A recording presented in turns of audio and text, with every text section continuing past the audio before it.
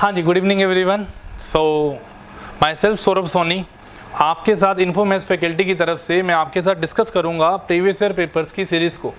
अब ये जो सीरीज़ है ये कंटिन्यूज़ अप टू आपके पास हम लोग लेके चलेंगे 2023 तक। जितने भी आपके पेपर हुए हैं specially with reference to NIMCET, हम लोग सारे के सारे एग्ज़ाम्स जो हैं उन सब की हम लोग बात करेंगे।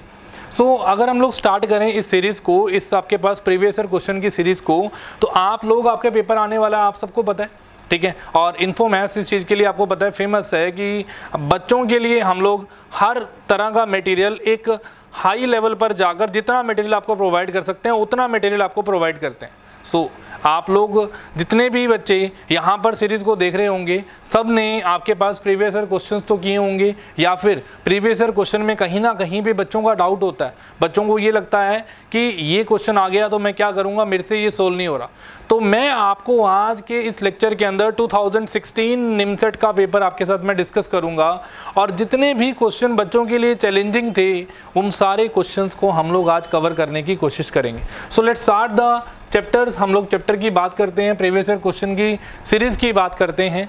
We have the question ABCDEFG। आपको बोल रखा है कि हमारे पास कुछ पर्सन्स हैं ABCDEFG। आपको बोला गया are members of a family, वो एक फैमिली के मेंबर है, consisting of 4 adults 3 children 3 male. तो मैं सबसे पहले जब पजल को पेपर में पढ़ता हूँ ना, तो जितना मटेरियल मैं नोट कर सकता हूँ या जितना मुझे लगता है कि मेरे पजल बनाने के लिए मुझे यूज़फुल होगा, उस मटेरियल को मैं एक बार साइड पे ले लेता हूँ। तो आप देखिए ज़रा, इस क्वेश्चन में मुझे स्पेसिफिकली बताया गया कि मेरे पास 4 क्या हैं, एडल्ट हैं। 4 एडल्ट का मतलब है कि टोटल मेल प्लस फीमेल हम लोग लेके चल सकते हैं कि 4 हैं।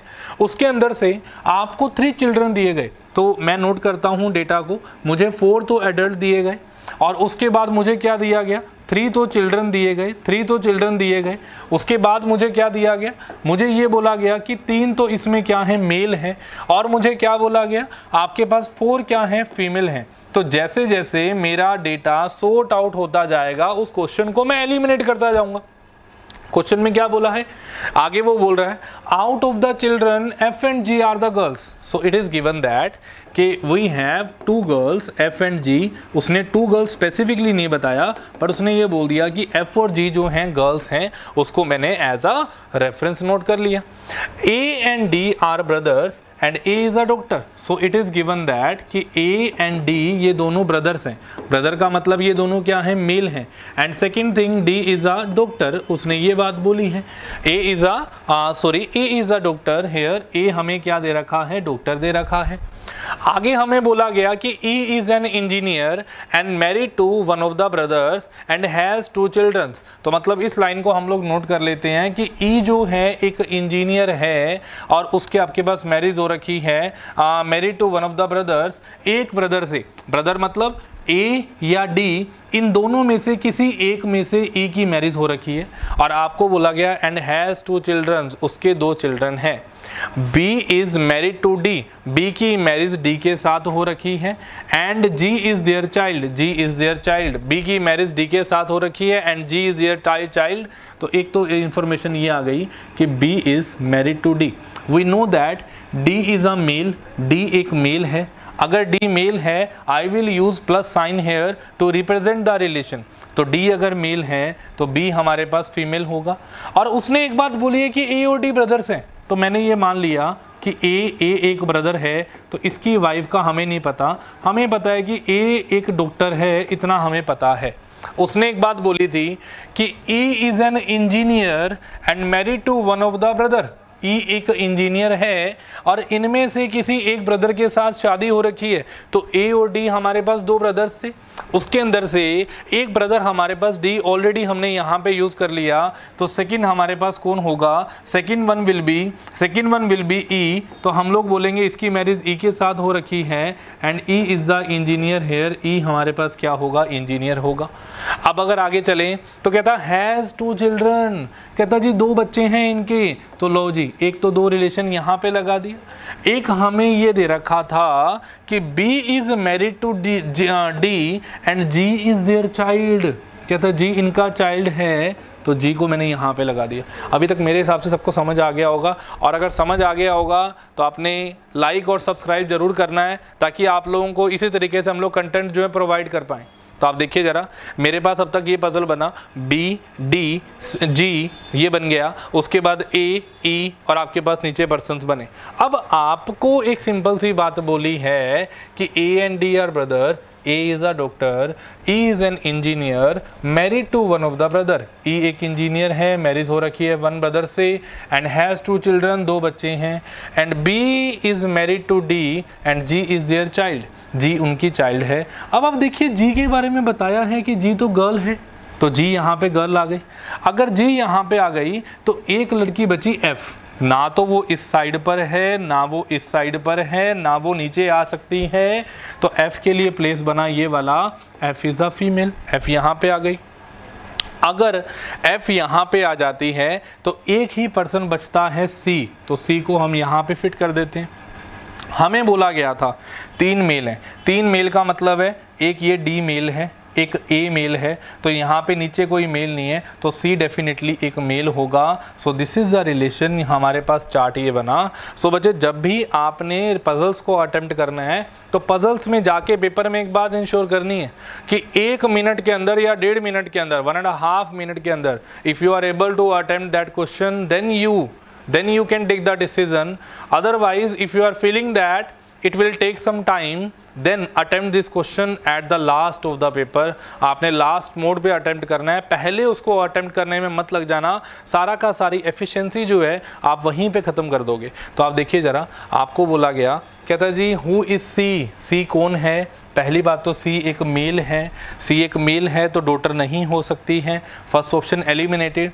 सी is the son of A, B option is the right answer we have. So we will find out that B is A, C is a son, C जो है वो ए का सन होगा। चलिए let's move on to the next question, हम लोग next question की तरफ चलते हैं। So we have the second question 2016 की हम लोग बात कर रहे हैं, ठीक है, and you are visiting the channel Infomaths, तो आपके पास जितना भी आपका ये क्वेश्चन जो है उस क्वेश्चन को हम लोग रीड करने की कोशिश करते हैं 1 by 1, उसके बाद बात करेंगे आगे। P, Q, R and S are the 4 logical statements such that if P is true then Q is true and if Q is true then R is true। इसका मतलब, इतनी लाइन का मतलब मैं ये समझता हूँ, ये क्या बोल रहा है, this is a selection based puzzle, ये सो सिलेक्शन बेस्ड पजल बोलते हैं हम लोग।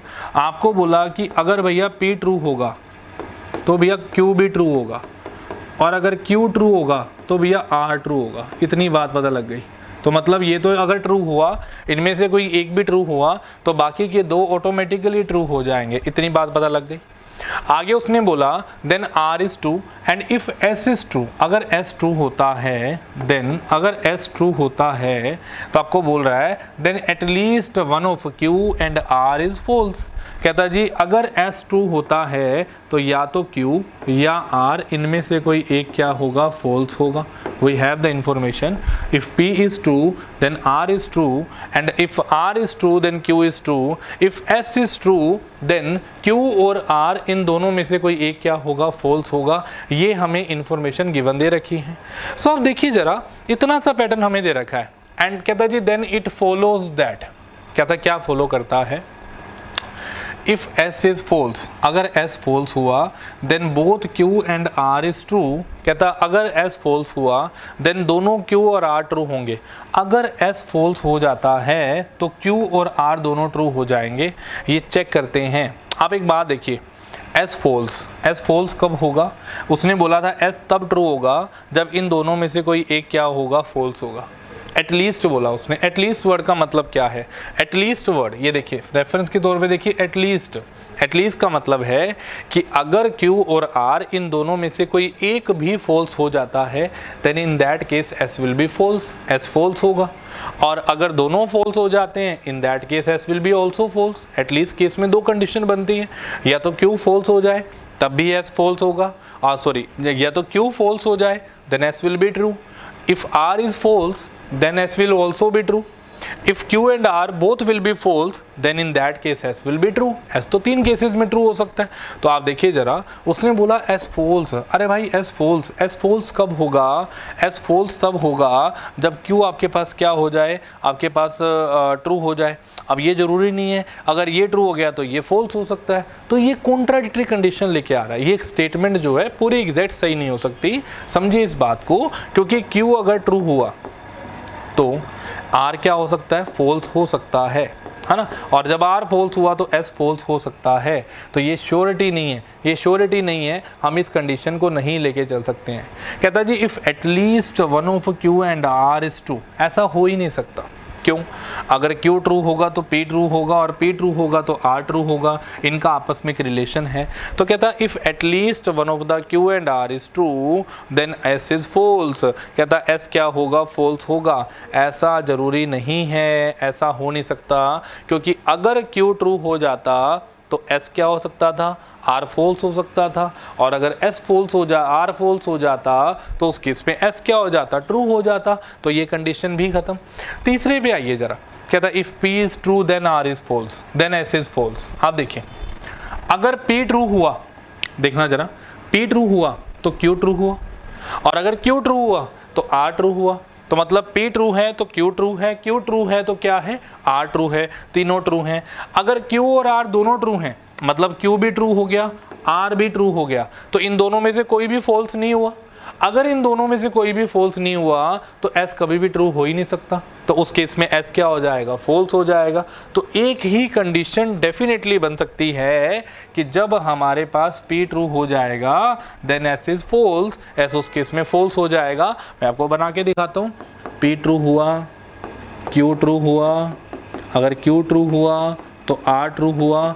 उसने ये बोला था कि S को ट्रू होने के लिए इन दोनों में से कोई एक फॉल्स होना चाहिए, बट ऐसा तो हो नहीं सकता। तो इस केस में S खुद ही फॉल्स हो जाएगा, उस केस में S खुद ही फॉल्स हो जाएगा। सो C option will be the answer. इस क्वेश्चन का आंसर जो बनता है आपका वो C बनता है। आई होप सबको समझ आ रहा होगा। ये प्रीवियस ईयर क्वेश्चन है भाई, इस हिसाब से समझना पड़ेगा आपको। अब देखिए, ये तो प्योर पजल है आपका, ये तो प्योर पजल है। आप लोग, मैं आपको सजेस्ट करूंगा कि जब आप इस पजल को अटेम्प्ट करें, आप वीडियो को रोकें पहले। जिन बच्चों ने पहली बार, ये बच्चे जो पेपर देख रहे हैं, जो सॉल्यूशन देख रहे हैं, वो आप सिर्फ सॉल्यूशन पे फोकस नहीं करेंगे। आप लोग पहले 2 मिनट का टाइमर लगाइए, आप उसको सोल्व करिए, उसके बाद आप लोग सॉल्यूशन की तरफ देखिए भी क्या क्वेश्चन है, इसका सॉल्यूशन सर ने कैसे करवाया है। ठीक है, मैं अपनी तरफ से आपको बेस्ट ही करवाऊंगा, कोई इशू नहीं है। चलिए आइए जरा आते हैं क्वेश्चंस पे। Question number 3 to 6 are based on, question number 3 to 6 are based on, आपके पास क्या है वो कहता है जी फॉलोइंग कंडीशंस दे रखी हैं। 8 friend JK LM NO P and Q lives on 8 different floors of a building, different floors of building में रहते हैं, not necessarily in the same order। मतलब हमें कुछ इस तरीके से इंफॉर्मेशन दे रखी है, ये फर्स्ट फ्लोर आया, ये सेकंड फ्लोर आया, ये थर्ड फ्लोर आया, ये फोर्थ फ्लोर आया, ये फिफ्थ फ्लोर आया, this is the 6th floor, ये हमारे पास 7th फ्लोर आया। और इसको हम लोग एक बार इंफॉर्मेशन को इस तरीके से लिख देते हैं, हम लोग इसको यहाँ पे लेके चलते हैं ताकि आपको कन्फ्यूज़न ना हो। 8 फ्लोर्स, मैंने 8 फ्लोर बना लिए भाई। 8 फ्लोर बनाने का मतलब है भी मेरे को जब डेटा बनाना है तो इस तरीके से मैंने टेबल बना लेना है। अब उसने आगे क्या बोला, कहता जी the lower most floor of the building is numbered 1, मतलब लोअर मोस्ट सबसे नीचे वाला फ्लोर, ये 1, ये 2, ये 3, ये 4, ये 5, ये 6, ये 7, ये 8, ये आपके पास फ्लोर बन गया। कहता फ्लोर नंबर 1 एंड आपको बोला गया the one above that is number 2 and so on until the top most floor is number 8। इसको टॉप मोस्ट फ्लोर को नंबर 8 दे रखा है। आपको बोला गया JE lives on the floor number 6, J floor number 6 पे रहता है। तो सबसे पहले तो आपने जब पजल बनाना है तो आपने डेफिनेट इन्फॉर्मेशन को ढूंढना है कि डेफिनेट इन्फॉर्मेशन कहाँ मिल रही है। तो डेफिनेट इन्फॉर्मेशन ये थी कि J 6 नंबर पे रहता है, मैंने उसको यहाँ पे फिल कर लिया। आगे वो क्या बोल रहा है आपको, कहता only 1 person live between J and L, J और L के बीच में एक पर्सन रहता है। तो अब हो सकता है कि J एक छोड़ के L ऊपर हो सकता है, J एक छोड़ के L नीचे हो सकता है, तो कुछ भी हो सकता है, J ऊपर की तरफ भी हो सकता है और L नीचे की तरफ भी हो सकता है, कुछ भी बन सकता है इसके अंदर। आगे आपको क्या बोला, O lives on the floor immediately below L। O जो है बिल्कुल नीचे वाले फ्लोर पे रहता है L से बिल्कुल नीचे वाले फ्लोर पे, तो मतलब L के बिल्कुल नीचे वाला फ्लोर ये हो सकता है, L के बिल्कुल नीचे वाला फ्लोर ये हो सकता है, उसने ये बोला आपको। नेक्स्ट आपको वो क्या बोल रहा है, only one person live between O and P।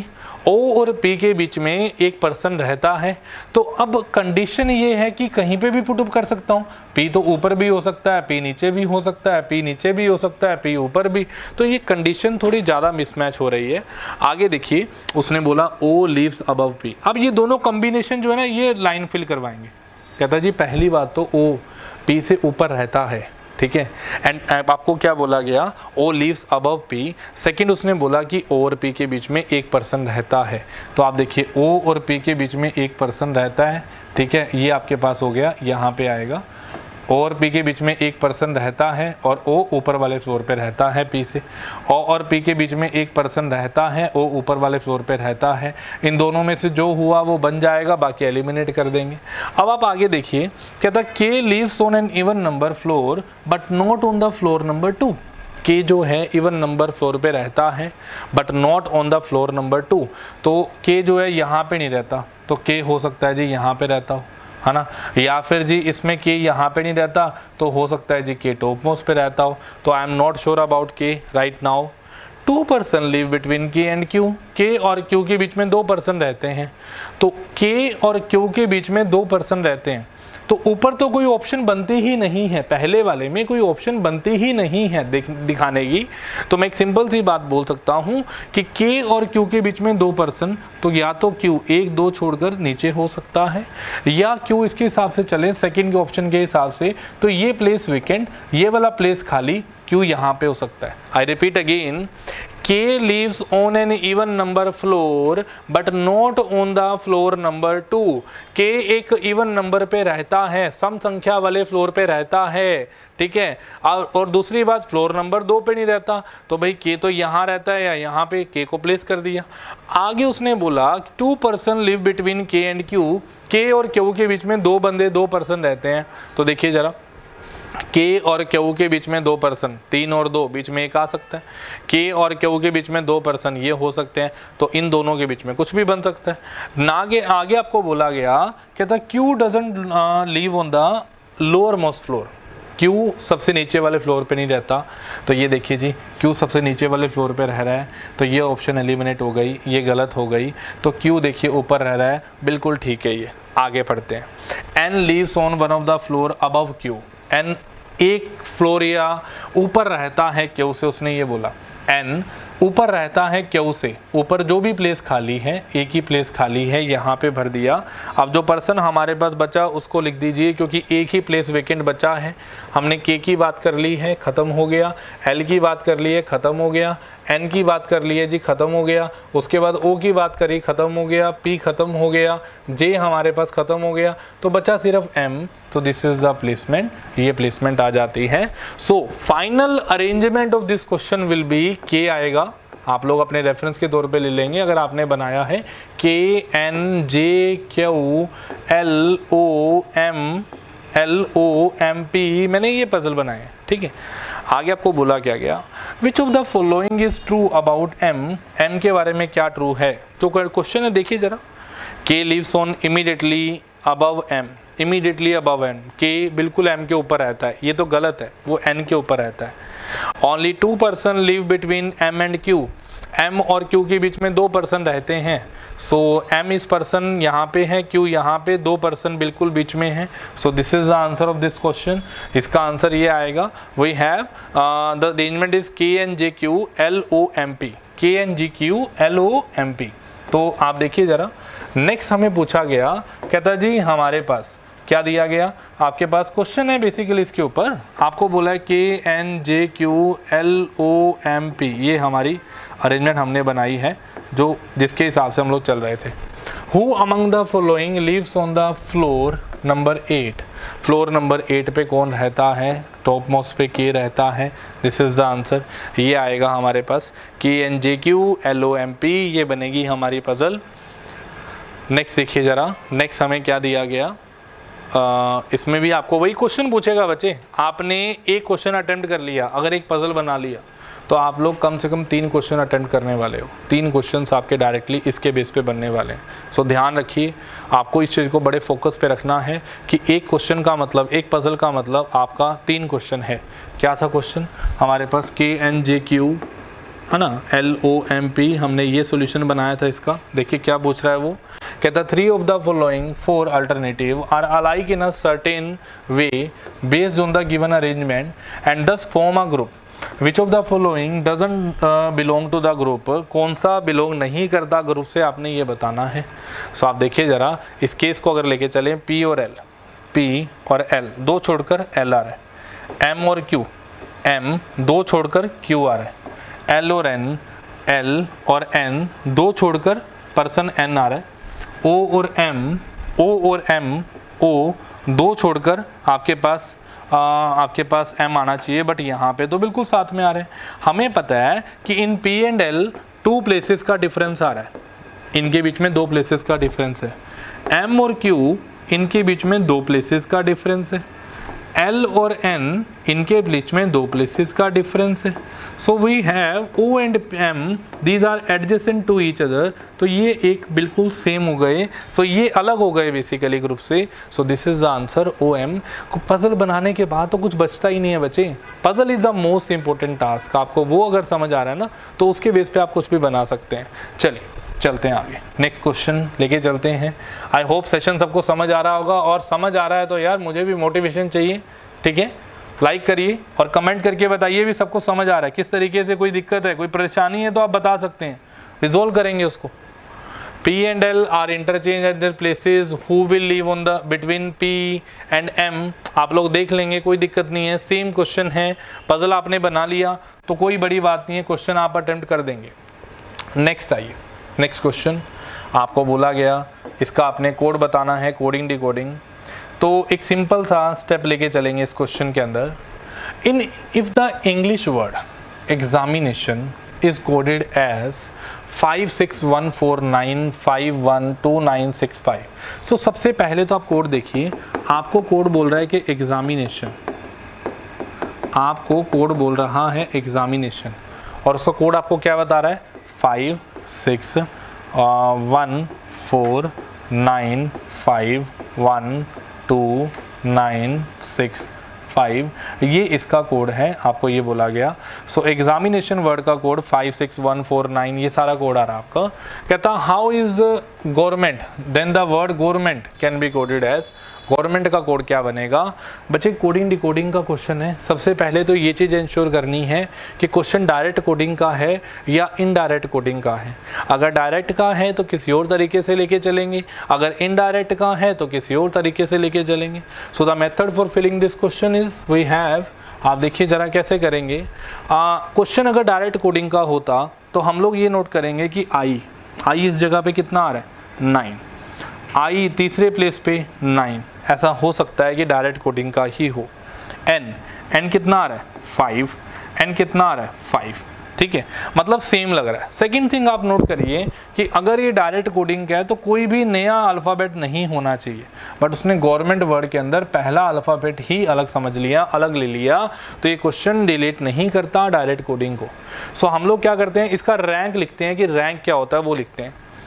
E 5 number पे आता है और X 24 नंबर पे, A1 पर, M 13 पर, I 9 पर, N 14 पर, A1 पर, T 20 पर, I 9 पर, O 15 पर, N 14 पर। आपने क्या करना है, कोड देखिए ज़रा, इसमें 5 एज इट इज़ आ रहा है। अरे भाई दिमाग घुमाने वाला क्वेश्चन है, धांसू क्वेश्चन बोल सकते हो आप इस क्वेश्चन को। आप देखिए 2 4 6 चेक करिए, 2 डिजिट का जो नंबर था उसको आपको सिंगल डिजिट दिखा रहा है। 2 + 4 कितना दिखा रहा है, 6 दिखा रहा है। और 1 एंड एज इट इज़, 1 + 3 4, आप देखिए 9 एज इट इज़। 1 + 5 कितना, 1 + 4 कितना आया, 5, है ना। 1 as it is, 2 + 0 2, 9 as it is, 1 + 5 6, ये एज इट इज़, 1 + 4 5, ये एज इट इज, मतलब जो 2 डिजिट नंबर है उसको ऐड कर कल सिंगल डिजिट बना रहा है, और जो सिंगल डिजिट है उसको as it is single digit ही रखा हुआ है। तो आप देखिए, आपसे कोड पूछा गया गवर्नमेंट का, आपसे कोड पूछा गया गवर्नमेंट का। आप अगर गवर्नमेंट कोड को लेके चलेंगे G7 O is 15 V is 22, है ना, V is 22, आपके पास E5 R18 N14 M13 E5 N14 T20, इनका रैंक लिखा है मैंने कि रैंक क्या होता है, ठीक है। सो आप देखिए जरा, आपका single letter word as it is 7, 1 + 5 6 आएगा, 2 + 2 4 आएगा, 5 एज इट इज आएगा, 1 + 8 9 आएगा, 1 + 4 5 आएगा, 1 + 3 4 आएगा, 5 एज इट इज आएगा, 1 + 4 5 आएगा, 2 + 0 2 आएगा। So this is the code 7645954552। This is the answer. Answer of this question will be C. C is the final answer. We have 7th question की तरफ आगे हैं हम लोग, 7 क्वेश्चन की तरफ आगे हैं। एक क्वेश्चन 6 नंबर का लेके चलें तो आप देखिए 42 मार्क्स, बड़ा ही इजी वे में आपने अटेम्प्ट कर लिया, बड़ा ही इजी वे में आपने अटेम्प्ट कर लिया। जुड़े रहोगे तो चीज़ें करवाते रहेंगे, कंसेप्ट सीखते रहोगे, ठीक है। सो बड़े ही ब्रीफ नोट पे लेके चलूँगा मैं आपको, और इस बार का निमसेट लेके जाएंगे, निमसेट लेके जाएंगे इस बार का, अच्छा खासा स्कोर दिलाएंगे आपको।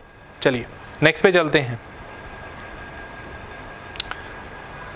कुछ क्वेश्चन जो होते हैं ना वो हमारे पास ऑप्शन बेस्ड क्वेश्चन होते हैं। रीजनिंग सारी की सारी विद द हेल्प ऑफ आप लगा लो भी एक्सप्लेन्ड मेथड में नहीं करी जाती है, ऑप्शन के हिसाब से चली जाती है। तो ये जो क्वेश्चन था ना, क्वेश्चन नंबर 8, मैं ये मानता हूँ कि अगर मैं आपकी जगह होता तो मैं इस क्वेश्चन को पेपर में ऑप्शन से ही अटेम्प्ट करता। क्या है क्या क्वेश्चन में, a family has several children, कहता कुछ बच्चे हैं उसके अंदर, कुछ बच्चे का मतलब बताया नहीं क्वांटिटी की 5 4 6 7 8 कितनी है, ये हमें नहीं बताया। नेक्स्ट वो क्या बोल रहा है, each boy in this family has as many sister as brother, मतलब कंडीशन ये है कि हर एक बॉय की उतने ही ब्रदर हैं जितनी उसकी सिस्टर हैं। एक लड़के की जितने उसके ब्रदर हैं उतनी ही सिस्टर हैं, पहली कंडीशन। सेकंड क्वेश्चन क्या बोला है, second condition, but each girl has twice as many brother as sisters, कहता जी हर एक गर्ल के ट्वाइस एज मैनी ब्रदर, मतलब जितने भी उसके ब्रदर हैं, ठीक है, वो उसकी सिस्टर्स का क्या है, डबल हैं। मतलब अगर सिस्टर्स यहाँ पे n है तो ब्रदर कितने हैं, 2n है। सो वी हैव, अगर बॉय की तरफ से देखें तो जितने ब्रदर हैं उतनी ही सिस्टर्स हैं, this is the first condition we have. And the second condition we have is each girl has twice as many brothers as she has sisters, जितनी उसकी सिस्टर्स हैं उसका डबल उसके क्या हैं, ब्रदर्स हैं, ये हमें दे रखा है। सो देखिए ज़रा, how many brothers and sisters are there, कितने ब्रदर और सिस्टर हैं आपने ये बताना है। मैं तो भाई 100% ऑप्शन से ही चलूँगा, बड़ा बेसिक सा क्वेश्चन है। आप देखिए, मुझे इतना पता है कि जितने ब्रदर उतनी सिस्टर, अगर ये पहले वाला उसने ब्रदर बोला है ब्रदर्स एंड सिस्टर, तो मतलब पहले वाला ब्रदर है, दूसरे वाली सिस्टर है। ब्रदर का मतलब मेल, सिस्टर का मतलब फीमेल। अगर एक ही ब्रदर होता, खुद यहीं पे होता, तो कोई और ब्रदर यहाँ होगा ही नहीं। अगर कोई और ब्रदर यहाँ नहीं होगा तो सिस्टर्स तो 2 हैं, तो ये कभी इक्वल नहीं होंगे, ये गलत हो जाती है ऑप्शन। सेकेंड ऑप्शन चेक करिए, 3 और 4, 3 का मतलब ब्रदर 3 है और सिस्टर्स कितनी हैं, 4। These are the total number of members. 3 में से अगर एक ब्रदर हुआ तो बाकी के 2 ब्रदर, बाकी के इसके 2 ब्रदर हुए। 3 में से मैं अपने आप को रखता हूँ कि मेरे 3 भाई हैं, हम टोटल 3 भाई हैं और 4 बहनें हैं। मैंने आपको क्या बोला कि हम लोग क्या हैं, टोटल 7 सिबलिंग्स हैं, टोटल 7 सिबलिंग्स हैं। उसमें से क्या है, we are 3 brothers and 4 sisters including me. अगर मैं अपने आप को इंक्लूड करता हूँ, तो अगर मैं अपने आप को थोड़ा साइड पे कर लूँ तो मैं बोलूँगा एक तो ब्रदर हो गया, एक लड़का हुआ, मेल हुआ, उसके 2 ब्रदर हुए। अगर 2 ब्रदर हुए तो मुझे पता है कि सिस्टर्स कितनी हुई, 4 हुई, तो ये तो इक्वल नहीं है, ये इक्वल नहीं है, ये ऑप्शन भी गलत है। थर्ड ऑप्शन पे आइए, 6 और 3। 6 में से एक तो मैं खुद ही हुआ, 5, एक मैं खुद हुआ, तो मेरे ब्रदर कितने हुए, 5, मेरे ब्रदर हुए 5। सिस्टर्स कितनी हुई, 3, ये इक्वल है नहीं, ये भी गलत है। फोर्थ ऑप्शन वी हैव 4 और 3। आप बोलेंगे एक ब्रदर, एक मैं खुद हुआ, तो मुझे बताइए 4 में से एक मैं खुद हुआ तो 3 मेरे ब्रदर हुए और 3 मेरी सिस्टर हुई, 3 मेरी सिस्टर हुई, 3 मेरे ब्रदर हुए, बिल्कुल ठीक है ये बात, पहली कंडीशन बिल्कुल ठीक है, ठीक है, पहली कंडीशन बिल्कुल ठीक है। सेकंड भी चेक कर लो, हालांकि हमें पता है कि ये ऑप्शन एलिमिनेट, ये ऑप्शन एलिमिनेट, ये ऑप्शन एलिमिनेट। अगर पहली ठीक हो रही है तो डायरेक्ट आंसर निकालो। अभी मैं समझा रहा हूं तो मैं पूरा समझाऊंगा, अदरवाइज आपने मार्क करके आगे निकल जाना था, ठीक है। तो आप देखिए सेकंड, आप सेकंड देखिए, सेकंड में उसने क्या बोला, जितनी सिस्टर्स, टोटल 3 है, 3 में से एक अगर यहाँ आ गई तो उसकी 2 सिस्टर्स बची, 2 सिस्टर बची, वो यहाँ आ गई।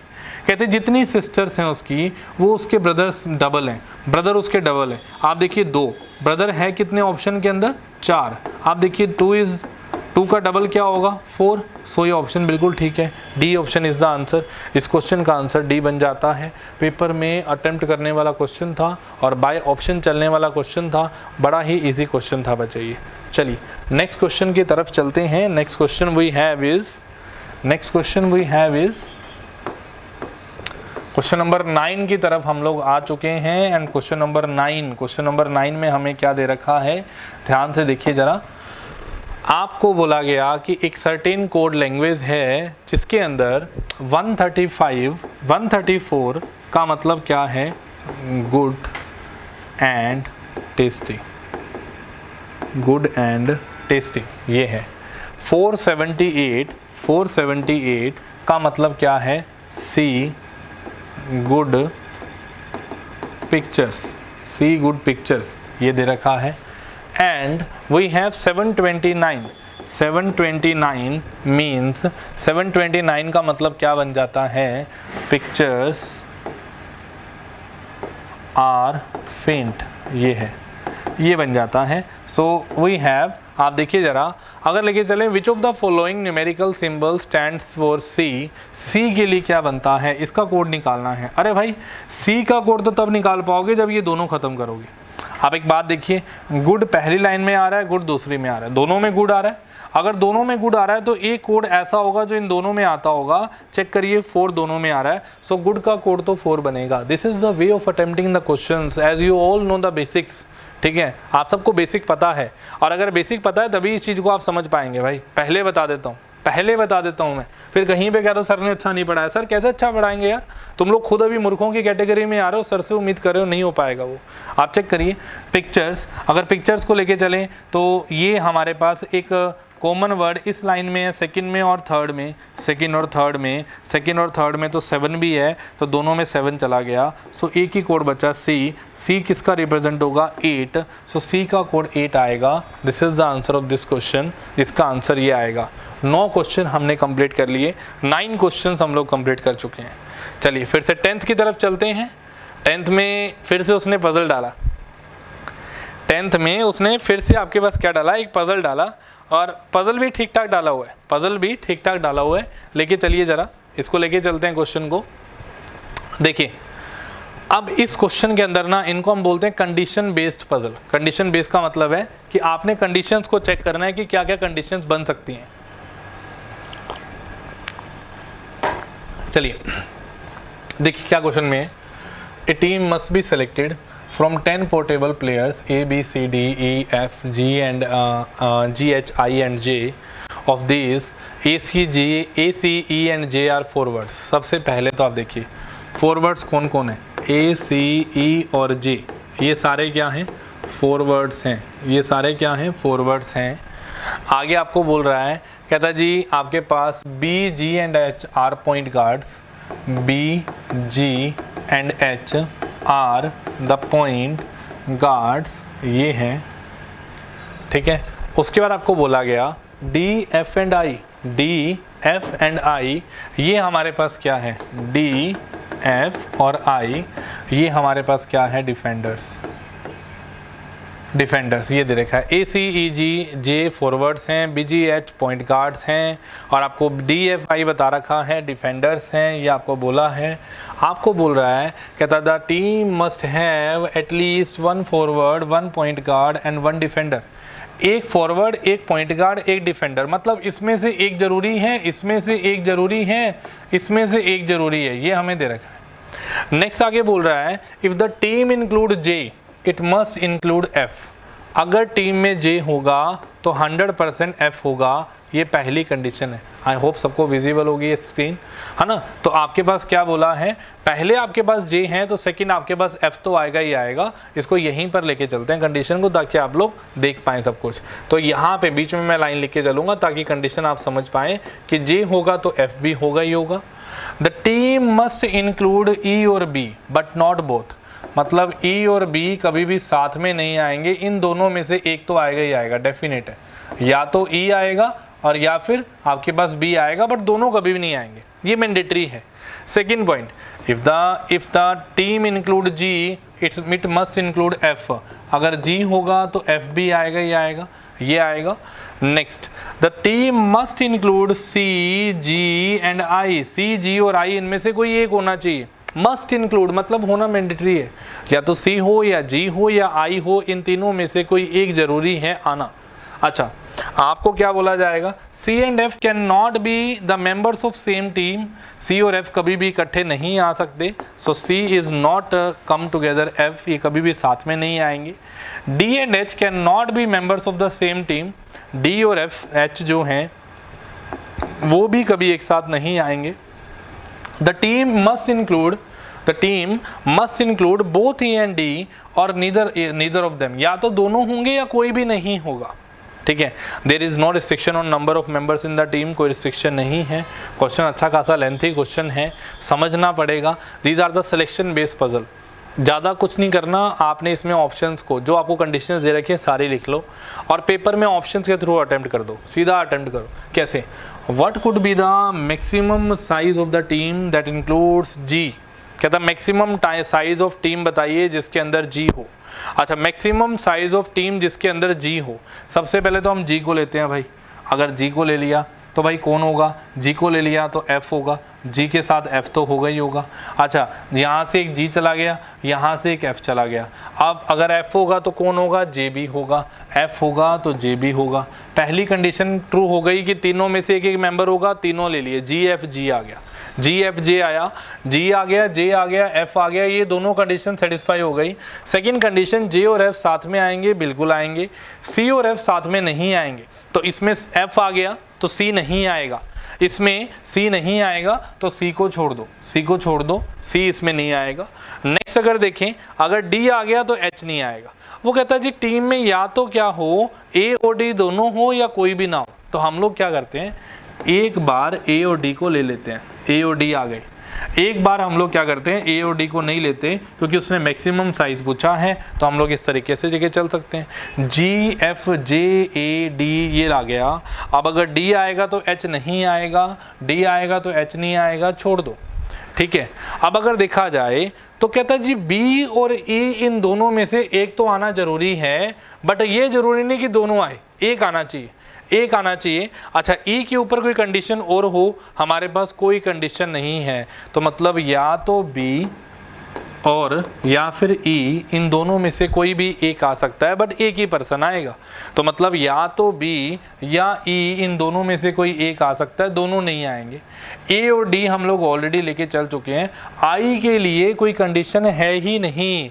I के लिए उसने बोला कि team must include exactly one among, exactly मतलब इनमें से एक ही होना चाहिए, C हो, G हो या I हो। हमारे पास G ऑलरेडी आ रखा है तो I नहीं आएगा। So we have the option, हमारे पास कितने पर्सन हो सकते हैं मैक्सिमम, 1 2 3 4 5 और 6, मैक्सिमम कितने पर्सन होंगे, 6 होंगे। So we have the answer C option. हम लोग मार्क करेंगे, इसमें मैक्सिमम 6 मेंबर्स टीम में हो सकते हैं। This is the answer. These are the selection based puzzle. बच्चे, आपको जब भी इन पजल्स को अटेम्प्ट करना है इसी तरीके से, इसी मेथड से आप लोग अटेम्प्ट कर सकते हैं। चलिए आगे की तरफ चलते हैं, let's move forward. What would be the largest size possible team, अभी हमने बनाया था 6 हमारे पास हो सकती है, मैक्सिमम 6 मेंबर हो सकते हैं। आपको बोला विच of the following can not be included in the time of 6। अब आप ये चेक कर लेना, मैंने अभी पजल आपको बनवा के दिखाया था, सेम क्वेश्चन आप अटेम्प्ट कर सकते हैं। क्वेश्चन नंबर 13, क्वेश्चन नंबर 13 की तरफ चलता हूँ। मेन तो पजल समझना होता है बच्चे, पजल समझ आ गया तो बस बात खत्म हो गई वहाँ पे। A group of 360 children are seated in a row, एक रो में बैठे हैं, फॉर अ ग्रुप फोटो, एक ग्रुप फोटो में बैठे हैं। Each row contain 3 less children than the row in front of it. मतलब मान लीजिए एक रो में x बच्चे थे, तो इसमें 3 कम होंगे, इसमें कितने होंगे x माइनस 3, इसमें कितने होंगे x माइनस 6, इसमें कितने होंगे x माइनस 9। हर एक में 3 कम होंगे, पहले में x से, दूसरे में x माइनस 3 होगा, तीसरे में x माइनस 6 होगा, तीसरे चौथे में फोर्थ में x माइनस 9 होगा, फिर पाँचवें में x माइनस 12 होगा। हर बार 3 कम होते जाएंगे। सो कहता जी which of the following number of rows is not possible. कहता जी कितने नंबर ऑफ रोज जो हैं वो पॉसिबल नहीं है, कितने नंबर ऑफ रोज जो हैं पॉसिबल नहीं है। सो अब इसके लिए आपने क्या करना है, देखिए ज़रा। अब एक सिंपल सी बात बोला है कि हर एक के अंदर 3 रोज होंगी। Which of the following number of rows are not possible. Option के थ्रू चलिए। अगर 3 रोज होती तो तीनों में मतलब ऐसे होता, हर एक में 3 कम होता, तो आप लिखते कि सर 3 इसका और 6 इसका, टोटल हो गए आपके पास कितने बचे, कितने हो गए 9, है ना, तो 9 होते। तो x माइनस 9 ये हो जाता। मैं ये बोल सकता था कि मेरे पास टोटल नंबर ऑफ स्टूडेंट्स जो भी होंगे वो 3x माइनस 9 होंगे। I hope all of you understood. मैंने क्या स्टेप लगाया, मैंने ये बोला कि पहली रो में अगर x हुए, दूसरी में x माइनस 3 हुए, तीसरी में x माइनस 6 हुए, ऐसे रोज़ बनेंगी मेरी। सो आपको बोल रहा है नंबर ऑफ स्टूडेंट्स कितने पॉसिबल नहीं है। आप बोलेंगे जी जो भी है, मुझे पता 3 रोज़ मैंने बनाई, तो मेरी ब्रीफ डिस्कशन ये बनती है कि उनमें जो नंबर ऑफ स्टूडेंट्स होंगे वो कितने होंगे, 3x माइनस 9 होंगे। लेट्स सपोज पहली रो में 15 बच्चे हुए, दूसरे में कितने होंगे 12 होंगे, उससे पीछे में कितने होंगे 9 होंगे, उससे पीछे में कितने होंगे 6 होंगे, है ना। इस तरीके से बनेगी बात। तो मैं एक बात बोल सकता हूँ ना यार कि जो टोटल होगा, जो इनका टोटल होगा, पहली रो में x बच्चे, दूसरी में x माइनस 3, तीसरी में x माइनस 6, ये नंबर ऑफ रोज से डिवाइड होना चाहिए, ये नंबर ऑफ रोज से डिवाइड होना चाहिए। तो आप चेक करिए, अगर मैं इसमें लेके चलूँ, मैं आपको बोलूँ कि एक में x हुए, एक में x माइनस 3 हुए, दूसरे में x माइनस 6 हुए, आपने बोला सर इसमें कितने हुए 3x हुए, और इसमें कितने हुए सर 9 हुए, तो सर ये तो 3 से कट रहा है, ये तो 3 से कट रहा है, ऐसा हो सकता है। अगर 4 रोज होती, अगर 4 होती, तो आप बोलते सर एक में x हुए, एक में x माइनस कितने हुए, लेट्स सपोज 3 हुए, एक में x माइनस 6 हुए, एक में x माइनस 9, 9 6 18, तो मतलब 4x माइनस 18 डिवाइड बाई 4। इस तरीके से आप लोग नंबर्स को चेक कर लीजिए भी नंबर्स जो हैं आपके कट रहे हैं या नहीं कट रहे हैं। आपने ब्रीफ डिस्कशन उस हिसाब से लेके चलनी है, आपका आंसर 6 मैच कर जाएगा। ऑप्शंस को लेके चलेंगे, डायरेक्टली आपकी ऑप्शंस इस पे काम करेंगे, फिट हो जाएंगे ऑप्शंस डायरेक्टली। करिए ऑप्शंस के थ्रू लगा के देखिए, बड़ा इजी क्वेश्चन है, आराम से आप इसको अटेम्प्ट कर सकते हैं। चलिए आइए जरा क्वेश्चन पे। Next question. अरे भाई पेपर में मैक्सिमम चीजें आपको उठानी पड़ती हैं, कहते हैं ना साम दाम दंड भेद सब कुछ आना चाहिए, तब चीजें उठा पाओगे, तब क्वेश्चन को अटेम्प्ट कर पाओगे। हिम्मत जज्बा कुछ भी करवा सकता है। देखिए जरा क्वेश्चन क्या दे रखा है। 405 sweets were distributed equally among group of childrens. कितने बच्चे बताएं, नहीं, बच्चे नहीं बताए। Such that number of sweets received by each child is 1/5। जितनी स्वीट्स मिलती हैं each child is 1/5 of number of children. जितने बच्चे हैं तो एक बच्चे को जितनी स्वीट्स मिलती हैं वो उसका 1/5 मिलती हैं। लेट्स सपोज 1/5 आपको बोला गया नंबर ऑफ चिल्ड्रन कितने हैं, लेट्स सपोज 45। आप ऑप्शन लेके चलिए भी टोटल ये स्वीट्स आनी चाहिए, ये आ गई वो आंसर आ जाएगा। अगर 45 बच्चे होते तो एक बच्चे को 45 का 1/5 इतनी स्वीट्स मिलेंगी। कितनी कितनी स्वीट्स मिलेंगी, 9। अगर हर एक को 9 मिलेंगी तो 45 बच्चे हैं, एक बच्चे ने 9 स्वीट्स ली हैं, तो 360 और 45 कितनी स्वीट्स आ गई बच्चे, 405। आनी भी कितनी चाहिए थी, 405। So this is the answer. Answer will be A option. अगर ये मैच ना करता तो मैं सेकंड चेक करता, मैं गलत करके दिखाता हूँ। आप देखिए पहली बात तो आप 9 का 1/5 ही नहीं निकाल पाएंगे, ये तो वैसे ही गलत है। 21 का 1/5 नहीं निकाल पाएंगे, वैसे ही गलत है। अगर आप 15 को लेके चलते तो एक बच्चे के पास 15 का 1/5 कितनी आएंगी बताइए, 3। हर एक के पास 3 आएंगी, तो 15 गुना 3, हर एक के पास टोटल स्वीट्स कितनी आएंगी, 45। तो टोटल 45 स्वीट्स डिस्ट्रीब्यूट हुई हैं, उसके हिसाब से तो 405 हुई हैं। सो ये ऑप्शन यहीं पर गलत हो जाती है। आपको तरीका बता दिया। ऐसा क्वेश्चन अगर पेपर में देख भी लो दोबारा तो सीधा ऑप्शन के थ्रू अटेम्प्ट करके निकल जाना, क्रॉस करके निकल जाना। चलिए नेक्स्ट क्वेश्चन में फिर से चलते हैं। ये क्वेश्चन आप +1 +2 का मैथ्स करते हैं एमसी एंट्रेंस के लिए, आपके लिए टफ नहीं है, बट फिर भी आपको मैं बता देता हूँ किस तरीके से करते हैं। आपको बोला गया the number of common terms in the two sequences, 2 sequences आपको दे रखी हैं 17, 21, 25, 817, मतलब 17, 21, 25, इस तरीके से 817 ये दे रखा है। सेकेंड आपको दे रखा है 16, 21, 26, इस तरीके से 851, 851 ये दे रखी है। कॉमन टर्म बतानी दोनों में कितनी आती है, तो आप क्या करो, सबसे पहले इन दोनों का डिफरेंस निकालो भाई। डिफरेंस निकाला, कितने का डिफरेंस आया, 4 का ये डिफरेंस आया। इसका डिफरेंस निकाला 5 का, इसका डिफरेंस निकाला 5 का। एक में डिफरेंस आ रहा है 4 का कॉमन, एक में डिफरेंस आ रहा है 5 का कॉमन। सो आपने क्या करना है भाई, 4 और 5 का एलसीएम लेके चलना है। सबसे पहले तो जी एलसीएम लीजिए। एलसीएम किसका लेना है, 4 और 5 का, that will be 20, 20 will be the LCM, 20 LCM आ गया। तो मतलब एक ऐसा डिफरेंस जो इन दोनों में कॉमन हो, वही सीरीज कॉमन होगी ना। पहला नंबर तो 21 दिख रहा है दोनों में कॉमन, पहला नंबर 21 दिख रहा है। अब आपने कुछ नहीं करना, 20 आगे चलिए, 20 आगे चलिए, कितना आएगा बताइए, 41। उससे फिर 20 आगे चलिए, 61। ऐसे करते करते आगे जाना पड़ेगा। आप चेक करिए पहला नंबर कैसे बना, 20 × n + 1, n की वैल्यू 1 भरी तो 20 × 1 + 1 दैट इज 21। अगर n की वैल्यू 2 फिल करी तो 20 × 2 + 1 कितना आया, 41। n की वैल्यू 3 फिल करी तो 20 × 3 + 1 दैट इज इक्वल टू 61। इस तरीके से चल रहा है। तो आप देखिए 817 से पहले एक ऐसा नंबर जो 20 के मल्टीपल से 1 एक्स्ट्रा हो, 20 के मल्टीपल से 1 एक्स्ट्रा हो, तो आपने क्या करना है, 817 से पीछे देखिए, क्योंकि कॉमन ढूंढना है तो आगे तो जा नहीं सकते। इसके आगे अगर 851 में होगा तो 817 के बाद तो ये सीरीज ही नहीं है, तो रहना तो 817 से पीछे ही पड़ेगा, पहला पॉइंट। सेकेंड पॉइंट ये बनता है, मुझे 20 का मल्टीपल +1 में चाहिए, वो सिर्फ और सिर्फ 801 में होगा, 801 में होगा। आप चेक करिए उसके बाद कोई 20 का मल्टीपल बनेगा ही नहीं, क्योंकि 800 के बाद 820 आता था और 820 is not the part of this series. So we have 801 as a part of this series. तो हम लोग लेके चलेंगे 21, 41, 61 सो ऑन 801, ये हमारी एक सीरीज बन जाती है। So we are trying to finding out the common number here, we are trying to find out the common number here. So what will be the common number, that will be the 20 and the series is 21, 41, 61 and 801. He is asking for finding number of turns, so we will apply Tn is equal to a plus n minus 1 into d. Number of terms निकालने का formula लगाएंगे, that is equal to last term 801, first term of expression will be 21 plus n minus 1 into d. d difference कितने का आया, 20। अगर आपने minus किया तो ये 801 में से 1 गया, 800 माइनस 20 780 बराबर n minus 1 into 20।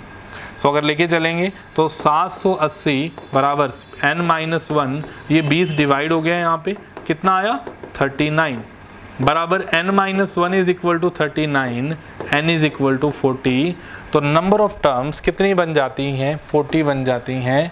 These are the terms, ये हमारी टर्म है 40 टर्म्स, 40 टोटल टर्म्स आती हैं। चलिए नेक्स्ट क्वेश्चन की तरफ चलते हैं। Next question we have 15th question खत्म होता हुआ और 16 क्वेश्चन की तरफ चलते हुए। चलिए ये क्वेश्चन बच्चे सिचुएशन बेस्ड क्वेश्चन है, अपने आप कर लेंगे आप, डिसीजन बेस्ड क्वेश्चन है, करवाने वाला क्वेश्चन नहीं है। Question number 17 to 19 is the question जो हमें डिस्कस करना है। Question number 17 is the question जो हमें डिस्कस करना है। चलिए चलते हैं इसको। सो अगर लेके चलिए question number 17 to 19, 11 students A, B, C, D, E, F, G and H, I, J and K are sitting in the first row of a class। अच्छा, फेसिंग द टीचर्स, उसमें बोला फेसिंग द टीचर्स, टीचर को face कर रहे हैं। सबसे पहले तो हम लोग 11 की कैटेगरी बना के चलें कि लो जी 11 की कैटेगरी, टोटल 11 स्टूडेंट्स बैठाने, 1 2 3 4 5 6 7 8 9 10 11। पेपर में पजल बहुत आ रखे हैं, मैं सोच रहा था भी 2-3 पजल में आ जाएगा, काम निकल जाएगा बच्चों को, बट पजल बहुत आए हैं। 1 2 3 4 5 6 7 8 9 10 11, हमने तो करवा ही देना है बच्चे। आपको करना पड़ेगा।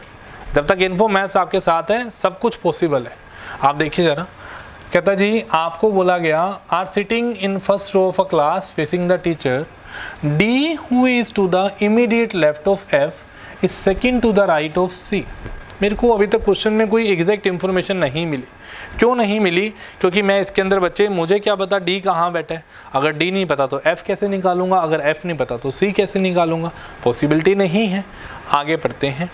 ए is second to the right of E, A हमारे पास सेकेंड है right to E, and who is at one of ends. इसका मतलब होता है इससे E who is at one of the end. तो मान लीजिए ई हमारे पास यहाँ बैठा है।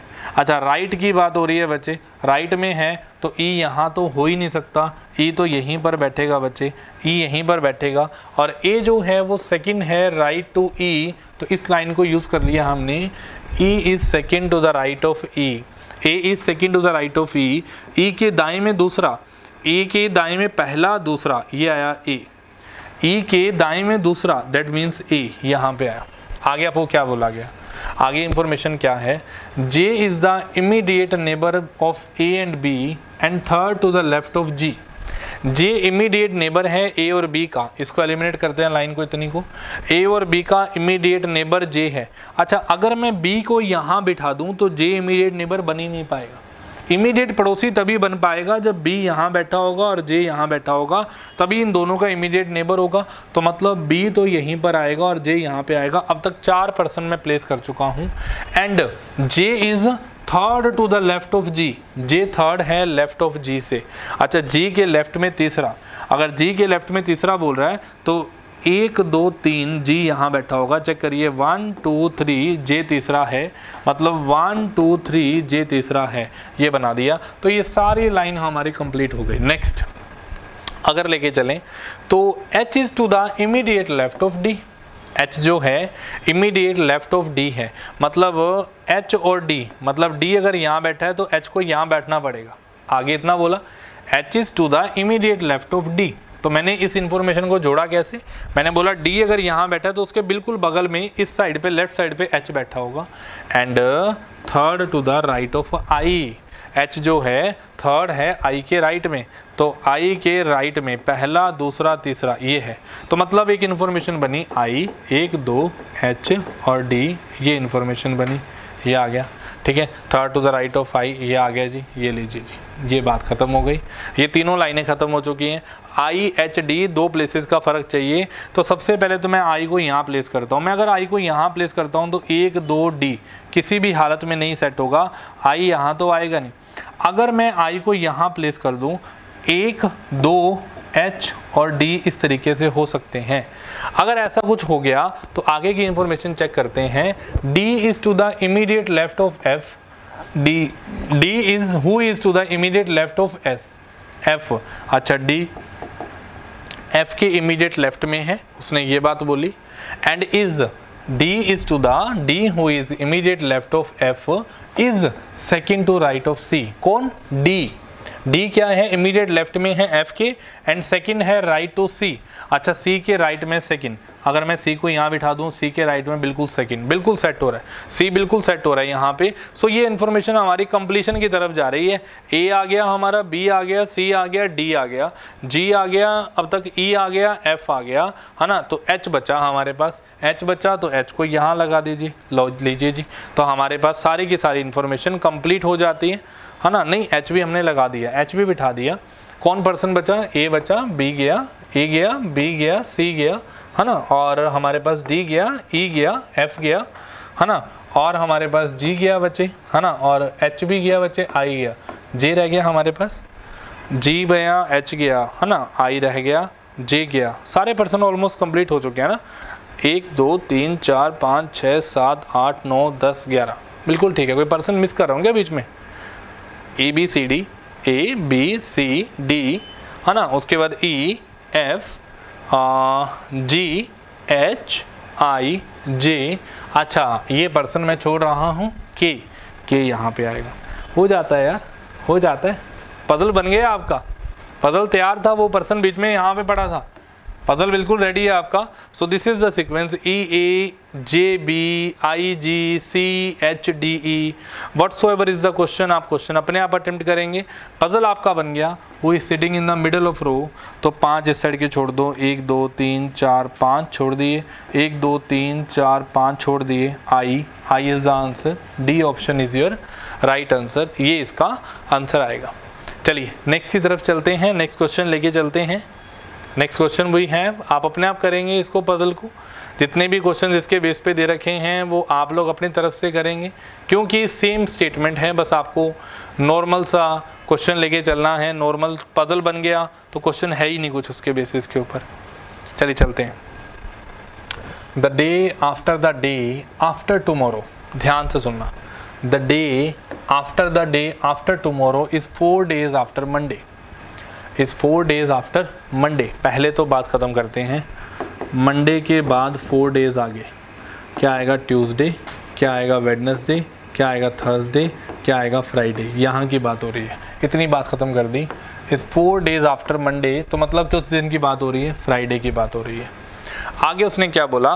द डे, एक दिन, आफ्टर द डे मतलब +1 हो गया, the day after the day मतलब +1 हो गया, आफ्टर टुमारो, टुमारो का मतलब आज का, कल का दिन +1, उसके बाद फिर +1, उसके बाद फिर +1। उसने ये बोला ना, the day after the day मतलब आफ्टर टुमारो, टुमारो के बाद में जो दिन आएगा, टुमारो मतलब कल का दिन, कल आने वाला, उसके लिए मुझे +1 में जाना पड़ेगा, है ना। तो after tomorrow, the day after tomorrow, tomorrow आ गया मेरा +1, उसके बाद मुझे बताया द डे आफ्टर टुमारो, तो मतलब एक दिन और +1। यहाँ पे उसने फिर से बोला द डे आफ्टर टुमारो, 3 बार आपके पास हुआ। टुमारो के लिए मुझे +1 में जाना पड़ा, डे के लिए मुझे फिर +1 में जाना पड़ा, फिर +1 में, टोटल 3 बार मैं +1 में गया। तो 3 दिन की बात हो रही है। मैं 3 दिन पीछे आ जाता हूँ, फ्राइडे से पीछे आया थर्सडे, फ्राइडे, वेडनेसडे और ट्यूसडे, इस दिन की बात हो रही है। मैं किस दिन था? मैं ट्यूसडे पे था, दिस इज द आंसर, इस क्वेश्चन का आंसर ये आ जाएगा। चलिए क्वेश्चन चलते हैं, क्वेश्चन नंबर 21 फिर से क्वेश्चन आ जाता है।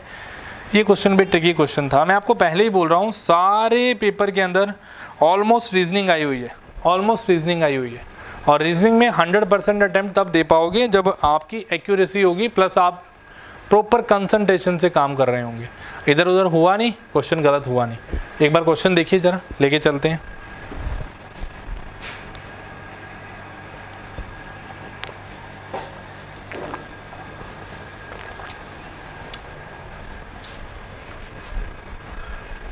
क्वेश्चन में क्या दिया गया? क्वेश्चन नंबर 21 आपको दे रखा है, कहता है a boy is asked to put in a basket 1 mango when ordered 1, मतलब जब 1 बोलें तब वो क्या लेके आए? मैंगो लेके आए, ठीक है। 1 ऑरेंज व्हेन ऑर्डर्ड 2, जब 2 बोलें तो क्या लेके आए? ऑरेंज लेके आए, ठीक है। एंड 1 एप्पल व्हेन ऑर्डर्ड 3, 3 बोलें तो वो क्या लेके आए? एप्पल लेके आए, 3 बोलें तो क्या लेके आए? एप्पल लेके आए। Is asked to take out from the basket 1 mango 1 orange, आपको बोला गया, कहता जी an 1 mango and an orange order 4। अच्छा, कहता जी अब जब आप 4 बोलें तो 4 में उसने क्या करना है? 1 मैंगो और 1 ऑरेंज बाहर निकाल लेना है। 4 बोलते ही 1 मैंगो और 1 ऑरेंज क्या कर देना है? माइनस कर देना है। दीज आर द माइनस, ये माइनस होंगे। As sequence of orders is given, आपको सीक्वेंस दिया गया 1 2 3 3 2 1 4 2 3 1, इस तरीके से बोला गया। सो बच्चे इसमें ना कंफ्यूजन जरूरत नहीं है। बच्चे क्या करेंगे? पहले 1 फिर 2 फिर 3, ऐसे नहीं करना। आप पहले 1 काउंट कर लो कितने हैं, 2 काउंट कर लो कितने हैं, 3 काउंट करो कितने हैं, 4 करो कितने हैं, बाद में देखेंगे सब कुछ। आप 1 काउंट करिए कितनी बार आया?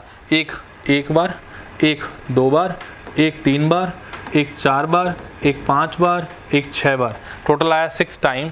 1 का मतलब क्या था? मैंगो। तो अब तक बॉक्स के अंदर कितने मैंगो हो गए? बॉक्स के अंदर 6 तो मैंगो हो गए, 6 तो मैंगो हैं। अब आ जाओ 2 पर, 2 काउंट करिए। 2 1 time, 2 2 time, 2 3 time, 2 4 time, 2 5 time, 2 6 time, कितने मैंगो हो गए? 2 का मतलब था ऑरेंज, तो कितने ऑरेंज हो गए? 6 ऑरेंज, 6 ऑरेंज हो गए। आगे आपको दिया गया 3 एप्पल, 1 2 3 4 5 6 7। तो एप्पल कितने हो गए 7, 7 तो इसमें एप्पल हो गए। अब सारे ऐड करने वाले तो खत्म हो गए। अब 4 काउंट करो कितने गए। 4 का मतलब ये 4 1, ये 4 2, ये 4 3, 3 4 गए। इसका मतलब 3 तो क्या गए मैंगो और 3 क्या गए ऑरेंज। बाहर निकाला ना, 4 का मतलब बाहर निकालना, 4 का मतलब एक्सट्रैक्ट करना। हमने बाहर निकाल लिया, रिमूव कर लिया। अगर हम रिमूव कर रहे हैं तो हम बोलेंगे कि 4 कितनी बार, 3 बार नहीं 4 बार, 1 4 2 4 3 4 4 4, तो मतलब 4 टाइम। तो हमने 4 तो मैंगो निकाल लिए, 4 मैंगो निकाल लिए, मैंगो बचे कितने 2 मैंगो, ठीक है जी। 4 हमने ऑरेंज निकाल लिए, 4 ऑरेंज निकाल लिए, तो मतलब ऑरेंज कितने बचे 2 ऑरेंज ये बचे, और 7 हमारे पास क्या बचे एप्पल बचे, ये हमें दे रखा है। सो 7 2 9 और 2 11, टोटल हमारे पास 11 फ्रूट्स बचे हैं। कहता जी how many total oranges were in the basket at the end of above sequence. Sequence खत्म होने के बाद कितने ऑरेंज टोटल बचे हैं। आपको बोला मैंगो कितने बचे हैं, how many total oranges, sorry orange कितने बचे हैं। सो हम बोलेंगे हमारे पास ऐसा करने के बाद 2 ऑरेंज बचे हैं, तो हम लोग बोलेंगे सीक्वेंस खत्म होने के बाद हमारे पास कितने ऑरेंज बचे हैं 2 ऑरेंज बचे हैं। This is the number, total number of fruits were 11, ये है क्वेश्चन में। नेक्स्ट क्वेश्चन देखिए इसके बेस के ऊपर, how many total fruits were will be in the basket at the end of the above ordered sequence. Sequence के last में कितने फ्रूट्स होंगे, अभी आपको बताया कितने फ्रूट होंगे 11, 2 मैंगो होंगे, 2 ऑरेंज होंगे, 7 एप्पल होंगे, टोटल आप देख लीजिए 11 होगा। सो दिस इज द नंबर। बच्चे बड़ा इजी क्वेश्चन आया हुआ था। बच्चे क्या कर रहे थे, पहले 1 फिर 2 फिर 3 उसको चेक कर रहे थे, ऐड कर रहे थे, 1 ऑरेंज 1 मैंगो 1 नहीं, सीधा 1 ऐड करो, 2 ऐड करो, 3 ऐड करो, 4 देखो आंसर आ जाएगा। चलिए नेक्स्ट पे चलिए। क्वेश्चन नंबर 4 में आपको 23 में आपको बोल रखा है, 23 में आपको दे रखा है, कहता जी आपके पास how many pairs of the letters are there in the word necessary. एक वर्ड नेसेसरी है, उसमें कितने पेयर होंगे, which have as many letters between them in the word as there are between them in the alphabet. Alphabet में जितने letters का gap है उतना ही उनके बीच में रैंक का गैप होना चाहिए। सो आपने करना क्या है, आप देखिए necessary, this is the sequence we have, right the alphabetical rank. Alphabetical rank क्या है, N14 पर, E5 पर, C3 पर, है ना, उसके बाद E5 पर, S19 पर, S19 पर, A1 पर, R18 पर और Y25 पर। This is the number we have. So आप देखिए आपको रैंक कैलकुलेट करना है। सबसे पहले तो बच्चे जितने नंबर बीच में है उतने का ही गैप होना चाहिए। आप देखिए मैं अगर लेके चलूँ तो ये 1 है ना, ये 1 है।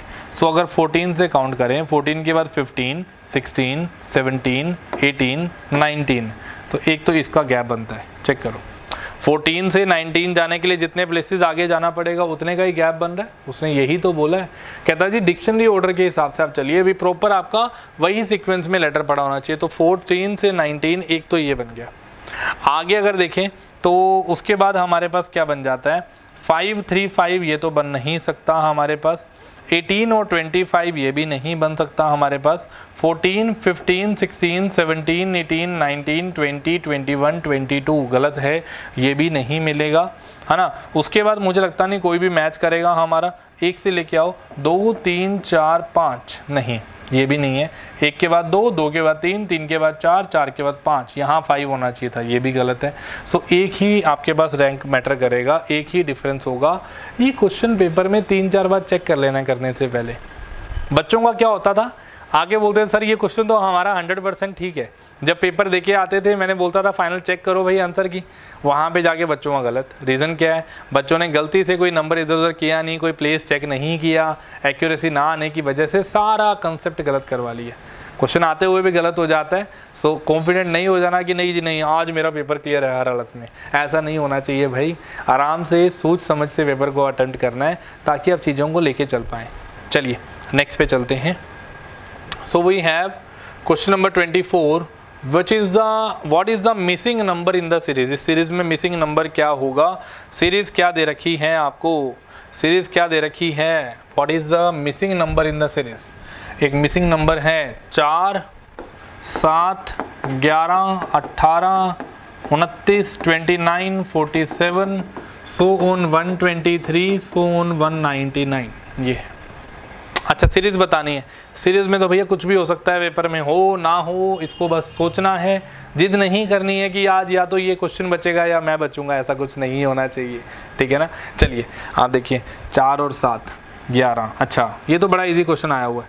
4 7 11 इसका सम बन रहा है, 7 11 18 इसका सम बन रहा है, 11 18 29, 11 18 29 इसका सम बन रहा है, 29 47 इस तरीके से चलेगा। तो आप देखिए 29 47 आपसे नेक्स्ट नंबर पूछा है ना, नेक्स्ट नंबर आपसे पूछा है, यही वाला नंबर पूछा है आपसे, तो आप बोलेंगे सर 47 और 29 का सम आएगा 47 और 9, 47 प्लस 29, अगर आप ऐड करते हैं 47 है ये 67 में आप 9 ऐड करेंगे, that will B 76, so this is the number, answer will be A option. बड़ा इजी क्वेश्चन था, हर एक नंबर को ऐड करके नंबर बन रहा है, तो डायरेक्टली नंबर बनाया, 76 इज द आंसर। इस क्वेश्चन का आंसर 76 आया। चलिए नेक्स्ट क्वेश्चन क्या है। अच्छा ये क्वेश्चन ध्यान से देखिए जरा, क्वेश्चन में क्या है देखिए जरा, एक सिंपल सा स्टेप दे रखा है आपको, कहता Raman was born on March 5 1970, लिख लेते हैं इसका। रमन जो है वो 5 मार्च 1970 को पैदा हुआ, ठीक है। Lakshman was born 25 days before Raman. अच्छा रमन से 25 दिन अगर मैं माइनस कर दूं तो किसकी डेट ऑफ बर्थ आ जाती है भाई, लक्ष्मण की डेट ऑफ बर्थ आ जाती है। चलो ठीक है, उसने क्या बोला, the year when they took birth the Republic day fell on Monday. Republic day पता होना चाहिए, अब तुम बोलो सर ये नहीं पता तो बस फिर कुछ नहीं हो सकता।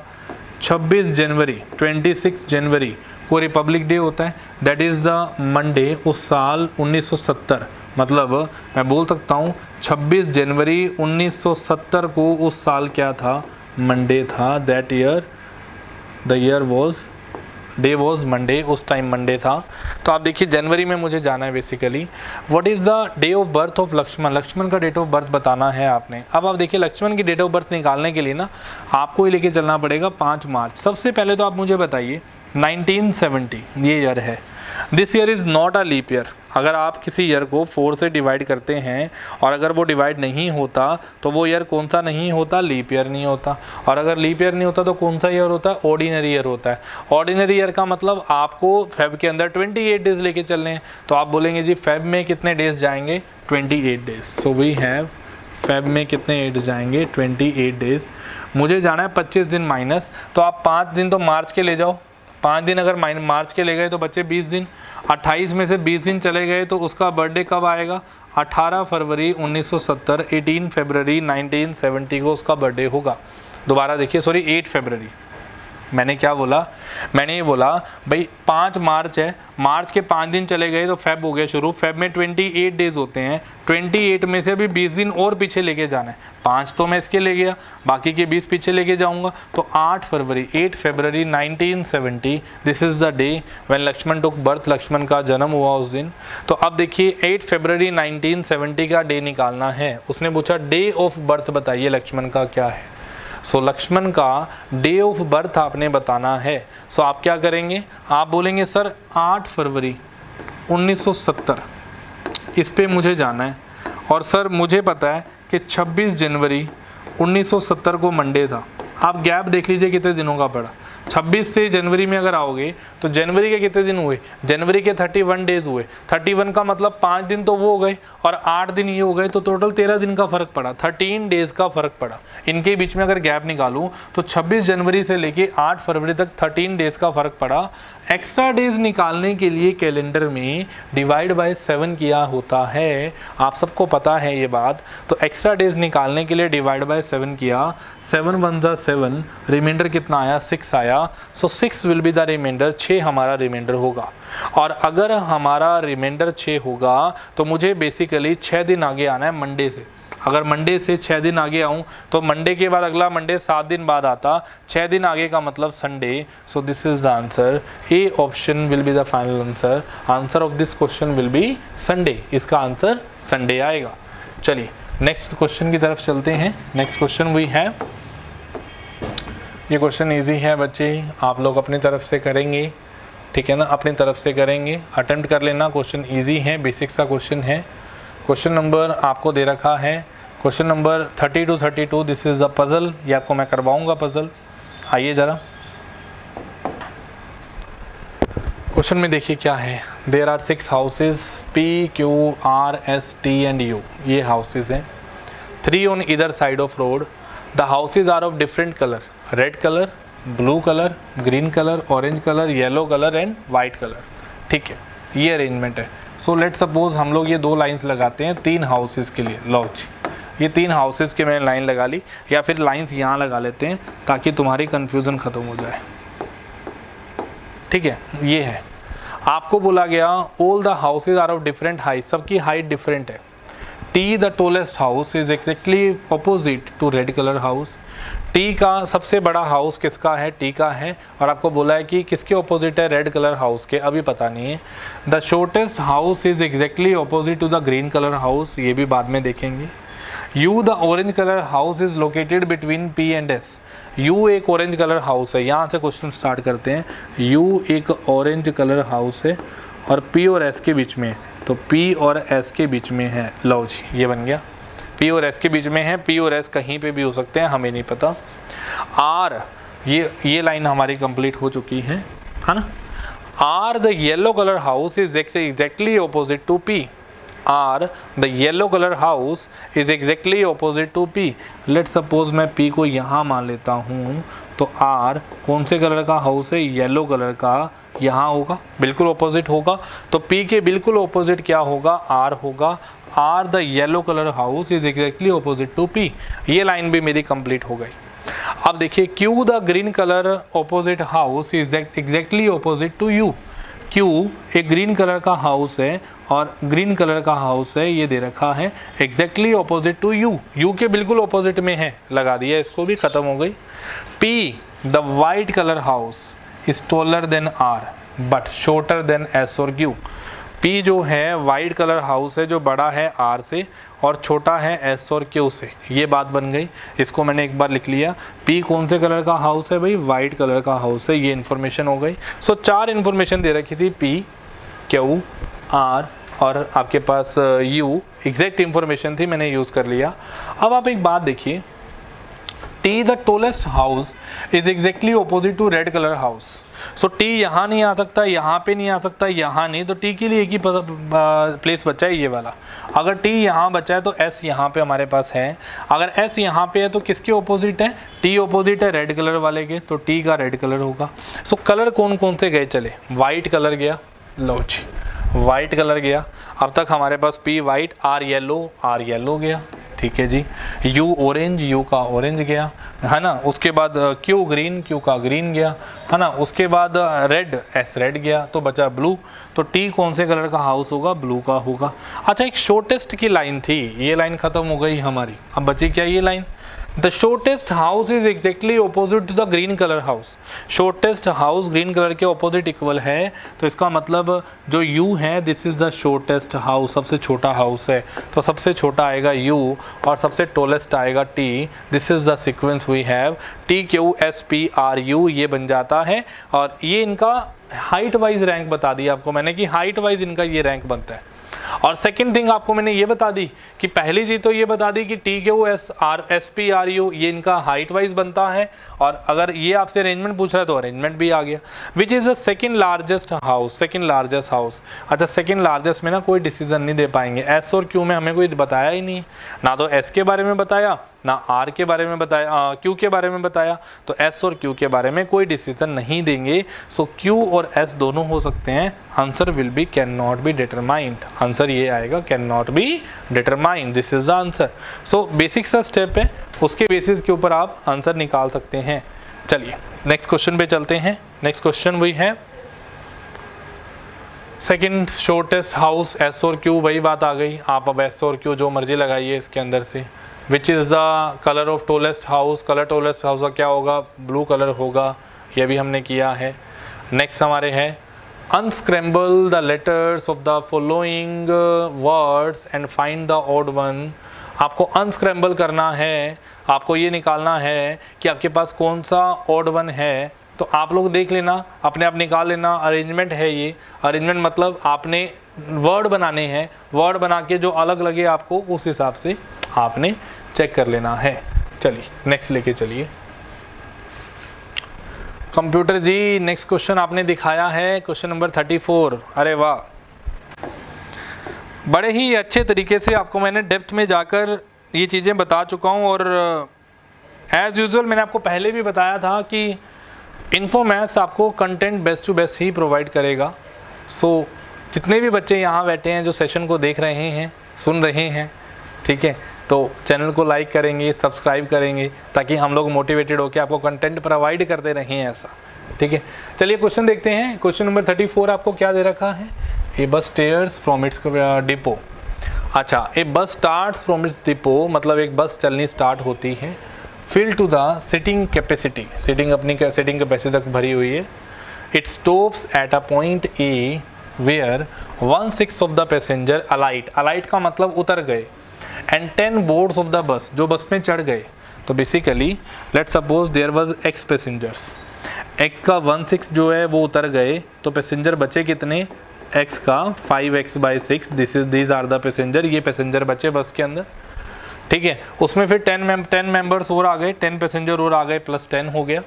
कहता है at point B 1/5 of the passenger alight, फिर इसका 1/5 उतर गए, तो बच्चे कितने? 4/5 ये बच्चे।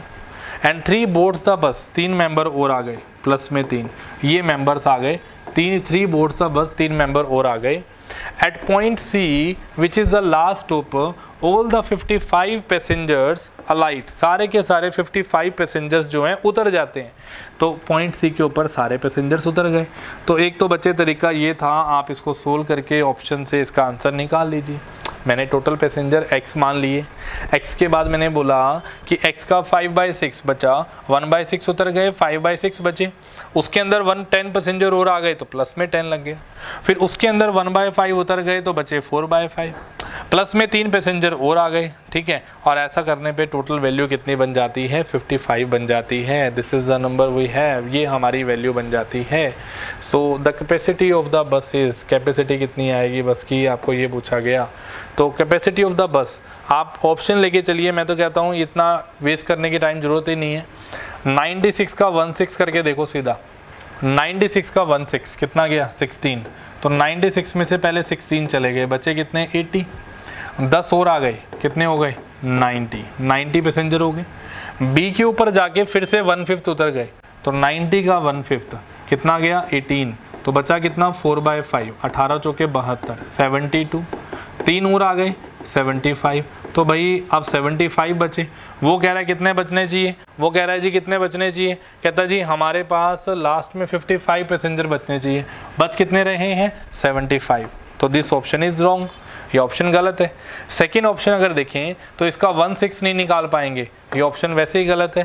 थर्ड ऑप्शन चेक करिए, थर्ड ऑप्शन लेके चलें तो थर्ड ऑप्शन में क्या दे रखा है? 66। चेक करिए, थर्ड ऑप्शन वी हैव 66। अगर हम लेके चलें तो उसमें 66 का 1/6 गया, 5/6 बचा, सो 11 × 5 विल बी 55। 10 मेंबर और आ गए, कितने हो गए? 65।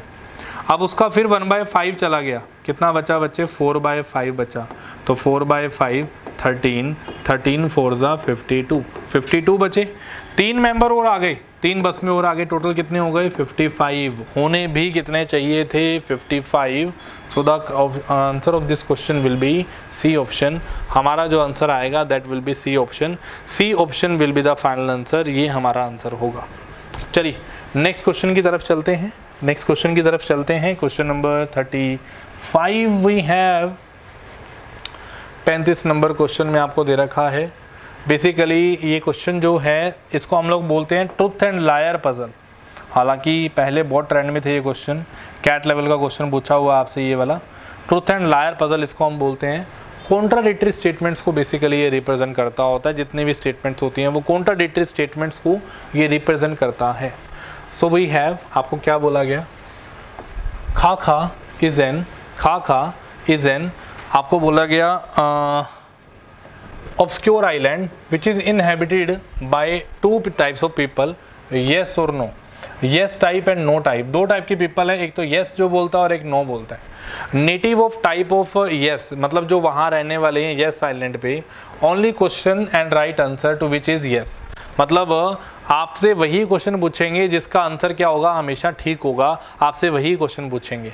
और नो आइलैंड पे रहने वाले वो आपसे क्वेश्चन पूछेंगे जिसका आंसर हमेशा गलत होगा, नो होगा। फॉर एग्जांपल यस वाले आपसे क्या क्वेश्चन पूछेंगे, यस में जो कुछ बच्चा आपसे क्वेश्चन पूछेगा नेटिव, वो आपसे पूछेगा इज 2 + 2 = 4, आपको ऑब्वियस सी बात आप यस से आंसर देंगे, तो उसने क्वेश्चन पूछना ही वही है जो बिल्कुल ठीक है, उसने वही क्वेश्चन पूछना है। इसका मतलब येस और नो में आपने आंसर देना होगा। तो आपसे क्वेश्चन पूछेगा ही ऐसा जिसका आंसर हमेशा ही क्या होगा, येस होगा। तो मतलब येस वाले हमेशा ट्रूथ टेलर हैं, है ना। और आपको बोला गया while the no type ask questions like 2 + 2 = 5, 2 + 2 हमेशा 5 के इक्वल होता है, this is no. The following question is based on your visit to the island खाका। खाका आइलैंड की तरफ आपके पास क्वेश्चन में दे रखा है, कहता Kevin and Kumar are brothers from the island. Kevin और कुमार जो हैं ब्रदर हैं आइलैंड से, सेम आइलैंड पे रिप्रेजेंट करते हैं, मतलब वो कहता जी कुमार आस्क यू, कहता जी एक आइलैंड के ऊपर दो तरह के पर्सन है, येस और नो, या केविन हो सकता है या कुमार, कोई भी येस या नो, कोई भी ट्रू टेलर हो सकता है, कोई भी लायर हो सकता है। कुमार आस्क यू, कुमार ने आपसे क्या बोला, is at least one of us is of type no. कहता जी कुमार ने आपको बोला कि क्या हमारे पास हम में से कोई एक जो है वो टाइप नो का है। आप एक बात देखिए, अगर तो कुमार का आंसर होता, अगर तो कुमार खुद एक लायर होता, मैं बात स्टार्ट करता हूँ, चलिए ट्रूथ टेलर से शुरू करते हैं। अगर कुमार जो है एक ट्रूथ टेलर होता तो उसने क्वेश्चन पूछा is at least one of us is of type, is at least one of us is of type, क्या टाइप, नो टाइप। अगर वो नो टाइप के होते तो कुमार आपसे पूछ रहा है कि क्या हम में से कोई एक नो टाइप का है। अगर वो खुद एक नो बोलने वाला पर्सन है, नो टाइप का पर्सन है, तो उसके आंसर का, क्वेश्चन का आंसर क्या होगा, नो, नहीं, ठीक है ना। अगर वो खुद एक लायर है तो उसके आंसर का, क्वेश्चन का आंसर क्या होगा, नो।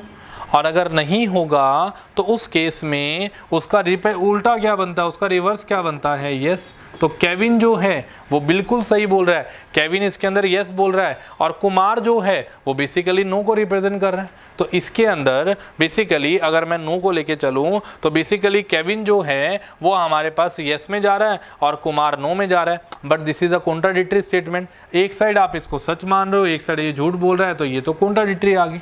इसी की जगह अगर कुमार बेसिकली सच बोलता तो इसका मतलब उसने क्या बोला था, कहता जी इज आपसे क्वेश्चन क्या पूछा, is at least one of us is of type no, हम में से कोई एक टाइप नो का है। उसने सच बोला होता, अगर वो सच होता तो इसका मतलब यहाँ पे कुमार का क्या होता, यस होता, और उस केस में कॉन्ट्राडिक्टरी स्टेटमेंट ना आती और केविन क्या हो जाता, नो हो जाता। तो बेसिकली इस क्वेश्चन का आंसर आएगा Kevin is no and Kumar is yes. Kevin जब नो होगा तो कुमार यस होगा। रिप्रेजेंटेशन के बेसिस के ऊपर कॉन्ट्राडिक्टरी स्टेटमेंट बन रही है, कॉन्ट्राडिक्शन आ नहीं सकती है, तो इस वजह से केविन नो हुआ और कुमार क्या हुआ, यस हुआ। I hope all of you understand. हम लोग अगले क्वेश्चन की तरफ चलते हैं। बड़ा ही अच्छा क्वेश्चन पूछा है निंसट ने, एक अच्छे लेवल का क्वेश्चन है, और वही बच्चा इस क्वेश्चन को समझ पाएगा जिसने इस चैप्टर को पहले पढ़ा होगा। कॉन्ट्राडिक्टरी स्टेटमेंट ट्रूथ टेलर के बेसिस के ऊपर ये क्वेश्चन आया है। Next question is question number 36 to 39। लो जी, ऑलमोस्ट खत्म हो गया ये चैप्टर, ऑलमोस्ट ये खत्म हो गया हमारा पेपर, सारा पेपर हमने डिस्कस कर लिया। A group of 6 friends are sitting around a hexagonal table. Each one of them seated at corner of hexagon. Hexagon का मतलब इस तरीके से, ऐसे बैठे हैं वो, ठीक है। आपको बोला गया, कहता Ram is sitting opposite to Ramesh. मुझे नहीं पता कहाँ बिठाऊं, यहाँ बिठा देते हैं, Ram is sitting opposite to Ramesh, मैंने ऐसे बिठा दिया। इतनी बात कंप्लीट हो गई, ठीक है। 6 पर्सन है, उसके हिसाब से लेके चलूँगा। Jyoti is sitting next to Seema, Jyoti is sitting next to Seema. अब मेरे पास कई प्लेसेस बनते हैं, हो सकता है ज्योति यहाँ पे हो, सीमा यहाँ पे हो सकता है ज्योति यहाँ पे हो, सीमा यहाँ पे हो, तो कोई भी प्लेसेस बन सकते हैं। आगे आपको बोला Neeta is opposite, Neeta is sitting opposite to Seema but not next to Ram. Neeta जो है ऑपोजिट टू सीमा बैठी है, नॉट नेक्स्ट टू राम। अगर तो मैं सीमा को यहाँ बिठाता हूँ, लेट सपोज अगर मैं सीमा को यहाँ बिठाता हूँ, सीमा को अगर मैंने यहाँ बिठा दिया तो इस केस में नीता यहाँ बैठेगी, और अगर नीता यहाँ बैठेगी तो वो राम के साथ में हो गई। तो इतना तो पता लग गया कि ज्योति 100% यहीं पर होगी और सीमा 100% यहीं पर होगी। ऐसा होने को कुछ भी हो सकता था, अगर सीमा यहाँ होती तो नीता यहाँ पर होगी। ये बन गई line. So Neeta is sitting opposite to Seema but not next to Ram. बिल्कुल ठीक है, नीता राम के साथ भी नहीं बैठी है और अपोजिट टू भी बैठी है सीमा के। Amrit has a person sitting between Ramesh and himself. Amrit एक ऐसा पर्सन है जो आपके पास क्या बैठा है, कहता जी Amrit has a person sitting between Ramesh and himself. Amrit और रमेश के बीच में एक पर्सन बैठा है, बिल्कुल बैठे। कौन है? नीता। तो ये हमारे पास पजल तैयार हो गया। राम, अमृत, नीता, रमेश, ज्योति, सीमा, कोई भी कॉन्ट्राडिक्शन नहीं है। If Neeta sits to the right of Amrit, अगर नीता राइट ऑफ अमृत पे बैठी है, then who is sitting to left of Amrit, Amrit के लेफ्ट में कौन बैठा है? Ram. Ram will be the answer, D option will be the answer. हमारे पास ये अरेंजमेंट है, अमृत, नीता, रमेश, ज्योति, और आपको दे रखा है आपके पास सीमा और राम। तो इनमें से आपके पास पजल ये बन गया। ये हमारा यहाँ पे डेटा कंप्लीट हो जाता है। इसके बेसिस के ऊपर अगर आगे चलें, next, so who is sitting between Amrit and Ramesh, Amrit और रमेश के बीच में कौन बैठा था? नीता बैठी थी, this is the answer. Who is sitting opposite to Jyoti, Jyoti के ऑपोजिट कौन बैठा था? आप चेक कर लेना, आई थिंक रमेश था वहाँ पे, हमने ज्योति को यहाँ बिठाया था, सीमा को यहाँ, ज्योति को वहाँ। Amrit is the answer. Puzzle आप चेक कर लेना, अभी बनवा के लाए हूँ आपको। If Seema and Jyoti mutually interchange their places, check कर लेना बच्चे, सेम क्वेश्चन है। आप उसकी पजल अगर बना सकते हो तो ऑटोमेटिकली आंसर आ जाएगा। This is the last question of NIMCET 2016। ये लास्ट क्वेश्चन है 2016 निमसेट का। पेपर अगर देखा है और बहुत अच्छे से अगर समझ आया है तो लाइक और सब्सक्राइब जरूर करना है चैनल को। ये लगातार आपकी सीरीज चलेगी ताकि आप चीज़ों को समझ पाएँ, यूटिलाइज कर पाएँ। चलिए, आपको दिया गया if all the 6 are replaced by 9, सारे के सारे 6 को अगर हम 9 से रिप्लेस कर दें, then the algebraic sum of all the numbers, algebraic sum of all the numbers from two 1 to 100 basically varies by, कितने का डिफरेंस पड़ता है। तो देखिए बेसिकली क्या होगा, वो कह रहा है भी जहाँ 6 आता है वहाँ 9 बन जाए। 6 कहाँ आता है? यूनिट प्लेस की बात करता हूँ। 6 में आता है, 16 में आता है, 26 में आता है, 36 में आता है, 46 में आता है, 56 में आता है ना, 66 में आता है, 76 में आता है, 86 में आता है, 96 में आता है। 1 2 3 4 5 6 7 8 9 10। आप एक बात देखिए, 6 की जगह 9 आया, 3 का फ़र्क पड़ा। 16 की जगह 19 आया, 3 का फ़र्क पड़ा। हर बार 3 का फ़र्क पड़ेगा। तो जितने यूनिट प्लेस हैं उतनी बार 3 का फ़र्क पड़ेगा। कितनी बार 6 को रिप्लेस किया? 10 बार। तो 10 गुना 3, 30 का फ़र्क पड़ गया, ये वाला। बट 1 से लेके 100 के अंदर, 1 से लेके 100 के अंदर हमारे पास बाकी नंबर भी तो आएंगे, जहाँ पे 10th प्लेस पे आएगा। 10th प्लेस पे कहाँ आएगा? आप बोलेंगे सर 66 में आएगा, है ना। आप बोलेंगे सर 66 में आएगा, है ना। हमारे पास जहाँ 9 है वहाँ पे आपके पास जहाँ 6 है वहाँ पे क्या बन जाएगा? 9 बन जाएगा। तो बेसिकली बच्चे वो भी तो डिफरेंस डालेगा सारा का सारा। तो आप बोलेंगे कि उस केस में सर वहाँ पे भी फ़र्क पड़ेगा। सर एक यूनिट प्लेस पे, एक 10th प्लेस पे सर कितने का फ़र्क पड़ता है?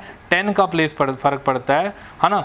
एक यूनिट प्लेस के ऊपर हमारे पास 10 का फ़र्क पड़ता है। और टोटल कितने यूनिट प्लेस होंगे? तो आपके पास 30। समझिए, 1 पे 30 का फ़र्क पड़ा, 1 पे 30 का फ़र्क पड़ा। कैसे पड़ा? मैंने 66 को लिख दिया 96, फ़र्क पड़ा गया 30 का। है ना।